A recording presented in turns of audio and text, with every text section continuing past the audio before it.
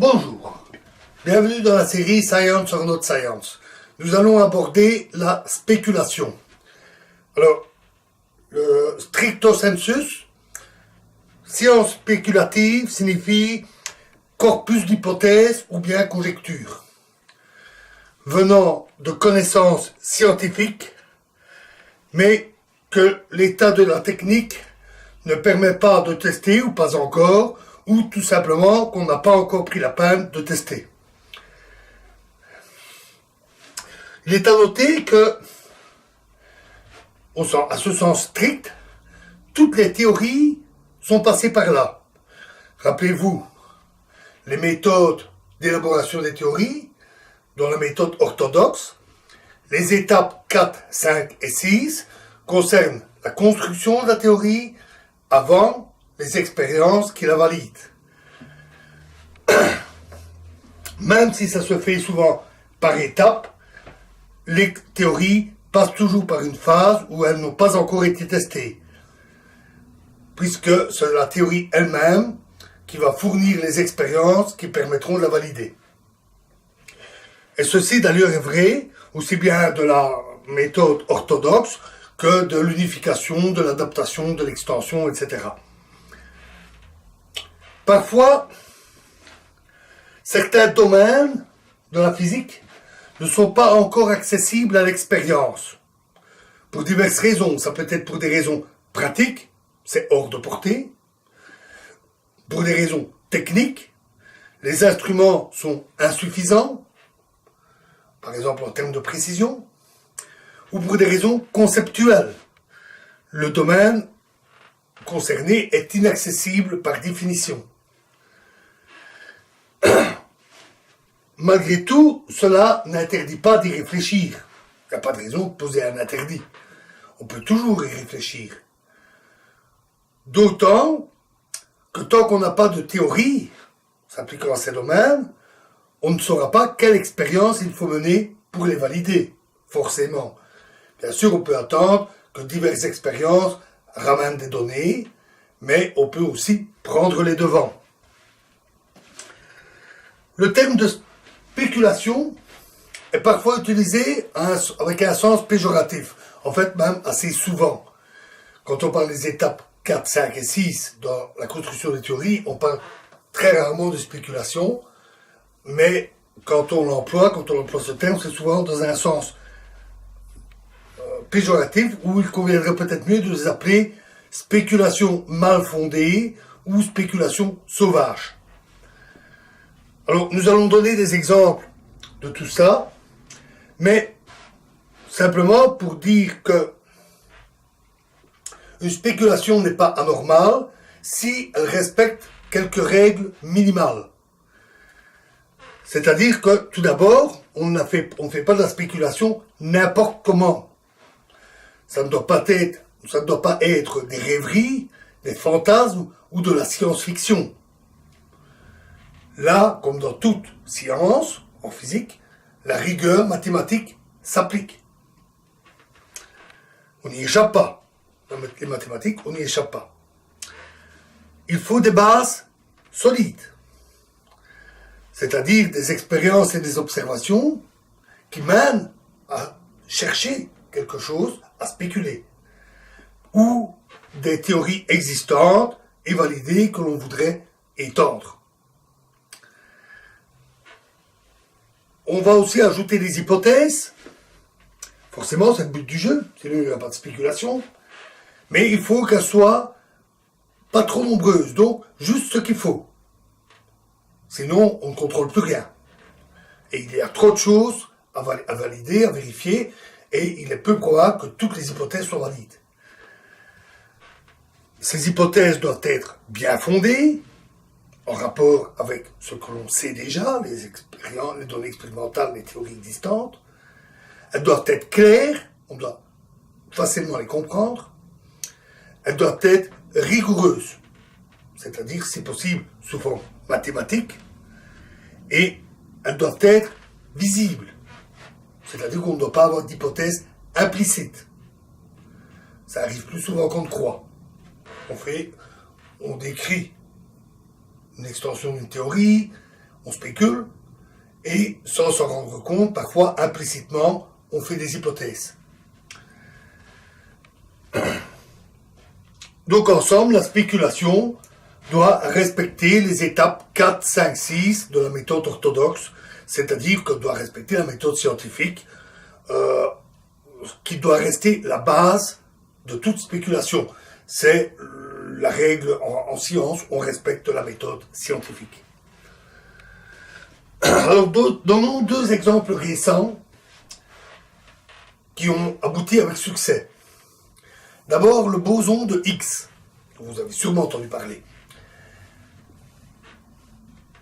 J'avais parlé de l'unification des théories électromagnétiques et de l'interaction dite faible, en une théorie unique, très élégante, utilisant les symétries, appelée interaction électrofaible, et qui utilisait un mécanisme très naturel appelé brisure de symétrie, et un champ hypothétique qui avait été ajouté, une hypothèse, le champ de X. Et ce champ de X et les brisures de symétrie conduisaient à donner des masses aux particules qui ne pouvaient pas être introduites sans poser de gros problèmes, donc introduites à la main, dans la théorie, artificiellement, sans conduire à de gros problèmes techniques avec la théorie. Ce mécanisme dit de X est à la fois élégant et consistant et aboutissait ainsi à une théorie qui a été très très très bien validée, nous en avions parlé. Mais il restait à observer le Higgs lui-même. Il n'avait pas été observé. Et pendant longtemps, plusieurs décennies, il a échappé à la sagacité des physiciens. Donc on essayait de le découvrir dans les grands accélérateurs de particules, où les collisions à très haute énergie et très grande vitesse produisent des flots de particules très exotiques, parfois très massives.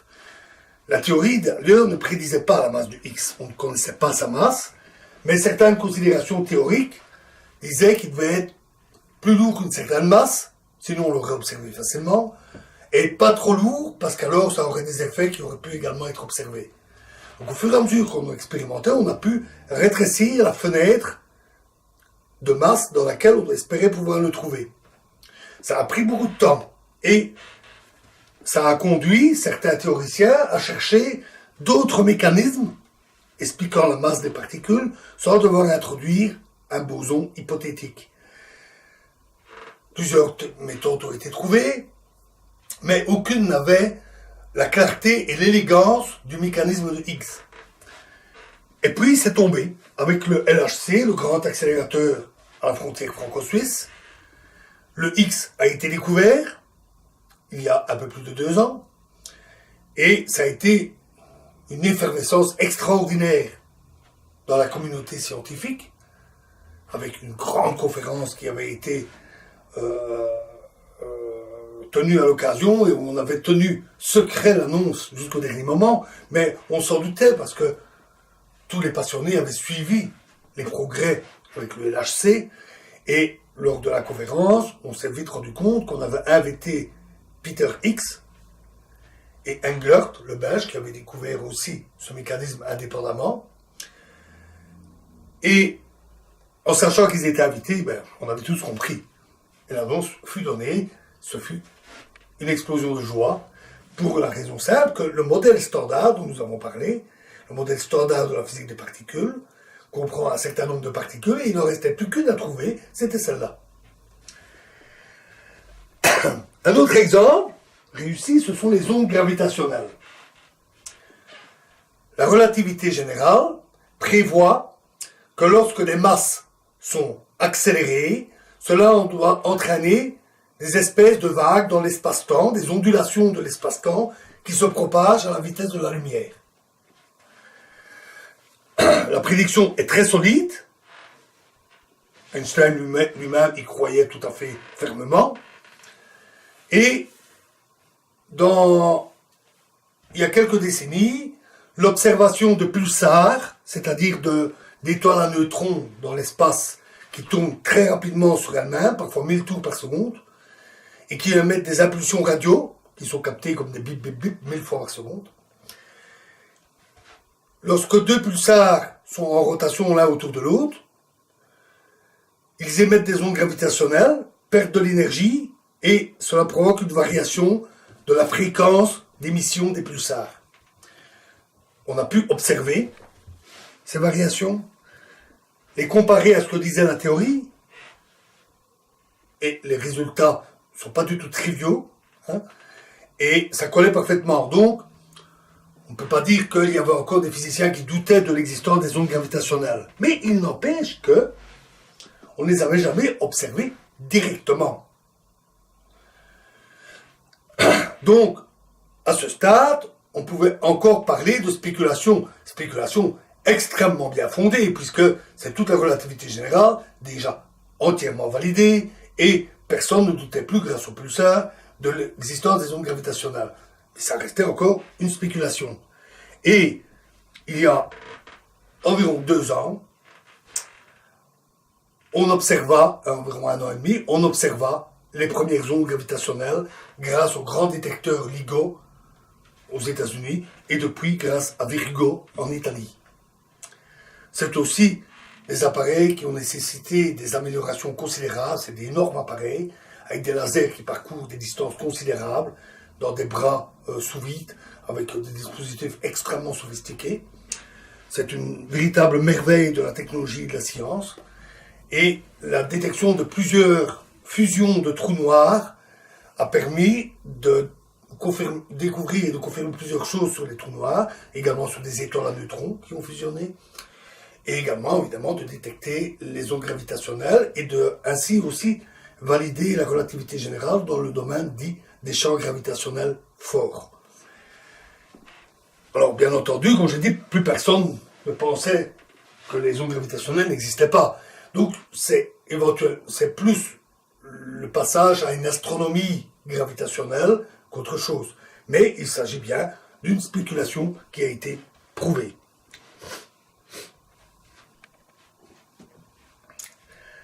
Alors, à côté de ça, il y a aussi des spéculations pour lesquelles on n'a toujours pas abouti. Et certaines sont même parfois assez critiquées. Alors, citons-en quelques-unes. Il y a d'abord la matière noire. Alors, il y a quelques décennies, Zwicky observa que les galaxies autour de nous étaient liées gravitationnellement, à former ce qu'on appelle un groupe local, mais que ces galaxies allaient trop vite. Étant donné la masse de matière que l'on pouvait voir, c'est-à-dire la matière lumineuse, les nuages de gaz, les étoiles, l'attraction gravitationnelle n'était pas assez forte et ces galaxies trop rapides auraient dû s'échapper depuis longtemps, ce qui n'était pas le cas. Donc il postula la présence d'une masse manquante qui liait ces galaxies entre elles, une masse invisible, une matière noire. Ensuite, on confirma le phénomène avec notre galaxie. Les étoiles de notre galaxie tournent, avec toute la galaxie est en rotation, mais là aussi la rotation est trop rapide pour la masse visible. Et la quantité de matière noire nécessaire est la même que celle trouvée par Zwicky. On observe aussi des lentilles gravitationnelles, c'est-à-dire des rayons lumineux venant de très loin, de galaxies très lointaines, de quasars, qui passent près d'objets massifs, tels que d'autres galaxies plus proches, ou des amas de galaxies. Et ces rayons lumineux sont déviés, amplifiant la lumière qui est derrière, comme le ferait une lentille ordinaire. Sauf que ce sont des lentilles gravitationnelles. Et là aussi, la quantité de matière visible est insuffisante et la quantité à ajouter de matière noire correspond à ce qui a été trouvé. Citons encore les modèles cosmologiques qui décrivent l'univers dans son ensemble, l'évolution des structures à partir du modèle cosmologique, c'est-à-dire la formation des galaxies et des grandes structures de galaxies. Là aussi, il faut introduire l'ingrédient matière noire pour que les simulations numériques redonnent bien ce qui est observé. Donc, à la base, la matière noire est une observation. À ce titre, elle ne peut être niée. Il y a quelque chose qui est observé. Il faut l'expliquer. mais pas le nier. Alors on a eu plein d'idées. Peut-être des neutrinos massifs. Neutrinos étant des particules plutôt évanescentes, parce qu'elles n'interagissent que par l'interaction faible, et qui sont produites abondamment dans les réactions thermonucléaires, par exemple, ou nucléaires. Les machos, c'est-à-dire des objets massifs, compacts, tels que des petits trous noirs, ou des naines brunes, c'est-à-dire des étoiles ratées, ou des planètes, tout simplement, qui erreraient un peu partout dans la galaxie, et qui apporteraient cette masse manquante. On a aussi imaginé toutes sortes de particules exotiques, massives, encore inconnues, mais qui sont prédites par diverses hypothèses, elles-mêmes en général des théories spéculatives, mais issues des théories connues, telles que la théorie de la supersymétrie et autres, qui prédisent toutes sortes de particules. On a ici imaginé une modification de la gravité. Si la gravité se comportait un peu différemment, ça pourrait expliquer le fait que les effets gravitationnels ne correspondent pas tout à fait à la masse qu'on voit. On a ici imaginé des trous noirs primordiaux, c'est-à-dire des trous noirs qui auraient été créés au début de l'univers, qui seraient de taille relativement importante. Ils sont dans ces cas-là assez difficiles à observer et qui seraient un peu partout. L'observation de fusion de trous noirs avec les ondes gravitationnelles va d'ailleurs dans ce sens. Donc cette idée est revenue un peu à la mode. Alors, il est normal de poser un tas d'idées, un tas d'hypothèses, un tas de spéculations. Après, il faut essayer de les valider. Alors, on a accumulé un nombre de données assez considérable sur la matière noire, donc en observant les effets gravitationnels sur les galaxies, sur les amas de galaxies, etc. Et ça a permis d'exclure certaines hypothèses. Les expériences en laboratoire aussi ont permis de trancher. Non, les neutrinos ne sont pas massifs aussi, ils ont une masse, mais elle est tellement faible qu'elle ne peut pas expliquer ce qui est observé. On a pu exclure les machos. Il y en a, oui, mais fort peu. Pas assez, de loin, pour expliquer la matière noire. On a pu aussi exclure des hypothèses qui seraient seules. Par exemple, une gravité modifiée, seule, ne peut pas tout expliquer. Parce qu'on observe des phénomènes tels que des ponts de matière noire entre les galaxies, ou lorsque les galaxies entrent en collision, la matière noire qui n'interagit pas avec la matière, c'est ça pour ça qu'elle est noire, qu'elle est invisible, elle interagit gravitationnellement, mais pas par les autres interactions. Les galaxies entrent en collision et la matière noire, elle continue sur sa lancée, formant des halos latéraux qui vont être attirés par la gravité et qui vont finir par se stabiliser par des effets dits dynamiques liés à la gravité. Ces effets ne peuvent pas être expliqués par une gravité modifiée. De même, des galaxies naines, pauvres en matière noire, ou au contraire très riches en matière noire. Mais le fait est qu'on n'arrive toujours pas à trouver. Notamment, on n'arrive pas encore à trouver de particules exotiques. On a cherché, on cherche avec le LHC, on cherche avec des détecteurs qui capteraient des particules de matière noire qui passeraient. Jusqu'ici, rien. Et donc, forcément, ça a soulevé des critiques. Les critiques sur ce qui se fait. Alors, souvent, ces critiques sont très mal placées. Elles disent la matière noire n'existe pas, c'est pas de la matière. Ben oui, mais on l'a appelé comme ça, voilà. Alors c'est peut-être des trous noirs, c'est peut-être une gravité modifiée. Ça sera toujours la matière noire. C'est juste le nom qu'on lui a donné. Alors le mot est sans doute mal choisi, hein. On n'aurait pas dû employer le mot matière. Mais des appellations impropres en physique, pour des raisons historiques, souvent, ça pullule. Il faut se méfier des mots. Il faut regarder le sens exact qu'il y a derrière. Et donc, il est probable aussi que la matière noire, c'est plusieurs choses. C'est probablement un peu de gravité modifiée, peut-être, ou des particules exotiques, et des trous noirs primordiaux, donc il y a peut-être un petit peu de tout. Donc ça, on verra, et la chasse continue. Parce que on a une observation, et il faut bien l'expliquer. Donc on cherche. Un autre exemple, c'est l'énergie noire. Exemple beaucoup plus récent d'ailleurs. En observant des supernovas qui ont la particularité d'avoir une luminosité tout à fait caractéristique, on peut déterminer à quelle distance se situe la supernova. Et avec l'observation des supernovas, dites de type 1A, les astronomes ont pu remarquer que l'expansion de l'univers, donc l'éloignement des galaxies les unes des autres, est en train de s'accélérer. C'est-à-dire qu'au lieu de ralentir, comme le prédisent les modèles cosmologiques, elle s'accélère. Alors l'accélération reste modeste, hein. C'est pas demain que l'univers va voler en éclats. Mais on observe bel et bien une accélération. Alors là aussi, c'est comme pour la matière noire. C'est une observation et il faut l'expliquer, pas la nier. Et là aussi, il y a plein d'idées. Une énergie exotique, c'est ce qui a donné le nom de énergie noire. Une constante cosmologique, une grandeur qui peut intervenir dans la relativité générale et qui s'avère là aussi avoir la dimension d'une énergie. Les fluctuations quantiques du vide, des champs dits scalaires inconnus, une gravité modifiée, comme pour la matière noire, un univers non homogène, et nous, on serait dans une situation un peu particulière de cet univers, qui nous donnerait l'impression, en fait, l'illusion d'une accélération dans ce cas-là. Mais là aussi, on l'appelle toujours énergie noire. Hein.